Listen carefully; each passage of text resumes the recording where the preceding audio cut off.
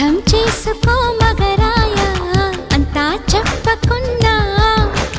ఇంకా చాటుగా మిగిలాయా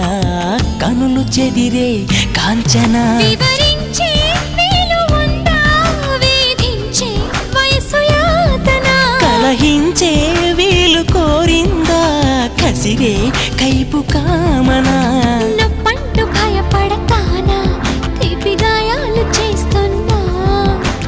నిప్పంటిన సరసన ఆపసోపాల తాపాలు చల్లార్చనా ఎలుకో నాయక రాసి చానా ఇలాగా ఎలకు బాలిక దూసుకొచ్చావే ఇలాగా